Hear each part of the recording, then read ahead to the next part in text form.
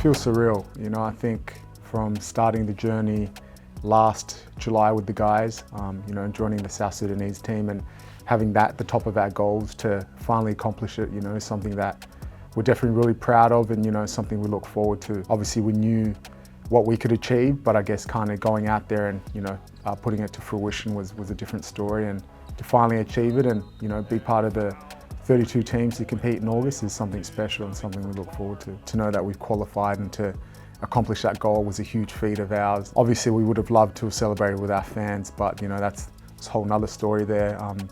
But the people that were in the stadium, all the people that rode for South Sudan and were on our staff, our bench and everything, we kind of just celebrated together, embraced each other and kind of, took it all on board. The message was pretty clear from Luol Deng, our coach, and the whole staff was, we don't take any game lightly. Everyone's going to give us their best shot. We've got a target on our back, so we have to perform night in and night out.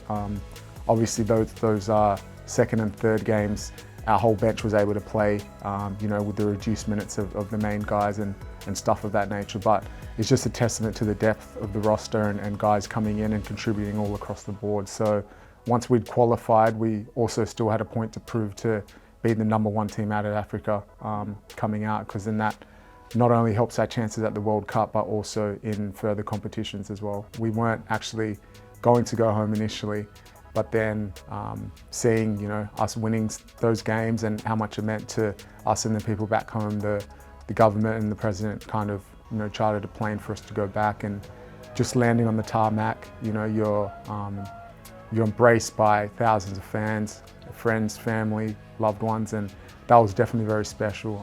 Something I've never experienced before, and it was giving me goosebumps just to hear the singing, the dancing, the joy and the enjoyment that it brought across everyone's faces. So that was special. Then we got paraded around the city for a little bit, which was pretty cool. And then once we got to the hotel, I finally got on Wi-Fi and then got in touch with my family members who, some I'd never seen my whole life, and others are telling me that, they held me as a baby, and obviously I have no recollection of it, but that was something pretty cool as well. Everyone knows who you are, that's for sure. They follow closely, they know the whole team, where everyone's based, what you're about, and what you do. So we definitely do get special treatment when we're back home, and it is awesome. But at the same time, we don't lose sight of what got us there, which is basketball, and kind of doing it for our people and doing it for our friends and families as well. For right now, we just go to our respective teams and countries and kind of train and get ready for training camp in July. Then once we go to training camp, then whole squad comes together. It'll be a short list, so I assume it'll be 15 to 20 players in that training camp, and then the selection process happens there. At the time I was playing in New Zealand for the Canterbury Rams, and when it came up to a FIBA window selection, I got reached out by Basketball Australia to represent Australia, and then also by South Sudan. At the time I sat long and hard and talked to my mum, my brothers and sisters, and my dad about this situation, and also my partner.